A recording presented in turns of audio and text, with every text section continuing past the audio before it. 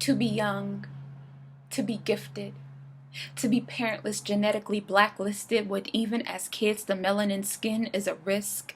How much value do we extend towards their adolescent existence?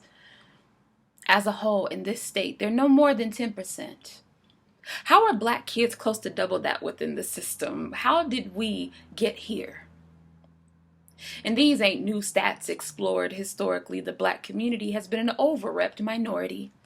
Yet we're too weary to report on how disproportions distort realities and lends itself into bias. But since no one wants to be perceived as racist, we pretend we all have the Midas that will save every child the same, regardless of race, color, or ethnicity, failing to see that race is a large part of our children's identity.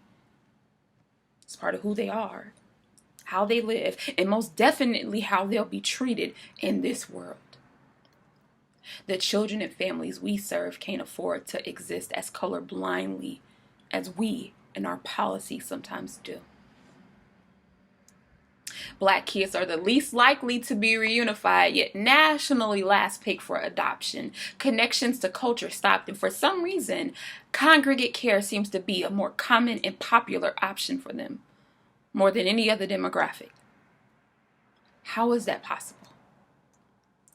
When did the crossover shift from shaken defenders to kids getting returned descendants, from child welfare to juvenile justice back to child welfare, until the cycle fails to cease? And considering the harm done by law enforcement on my community, why are we still calling the police on them?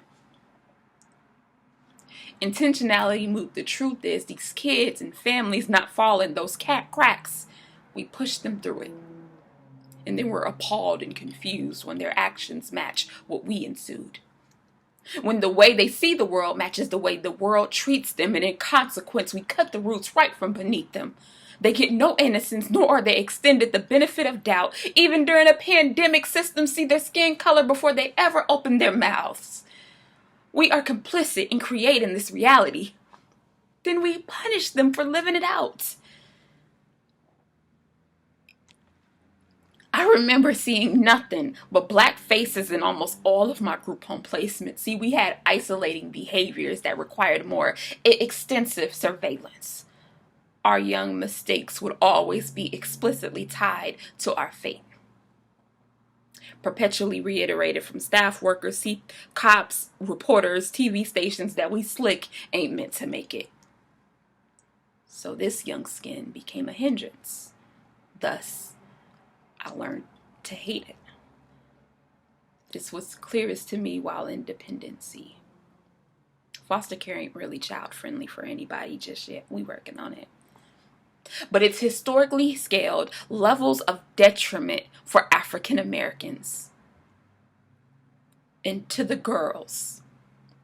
Edges slick but edge to the back. Now, is it still black girl magic when we laid out in caskets or trafficked across the atlas and the community barely gasps? So I have to ask, do y'all see us as human, or are we still considered fractions? It's 3/5, right?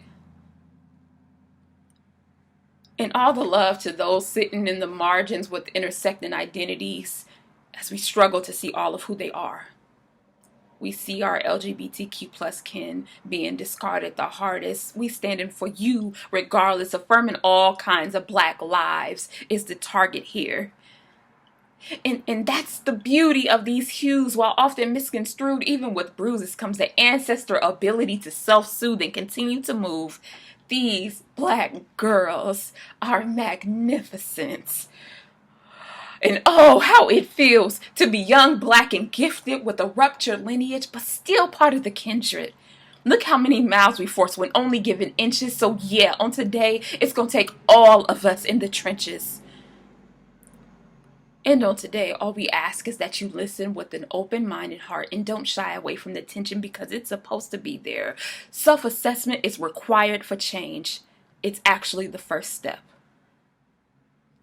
Today and beyond, our intentions must match our actions. We're looking at our praxis and reflecting on anti-blackness, the ways that we've all channeled it and how we dismantle it.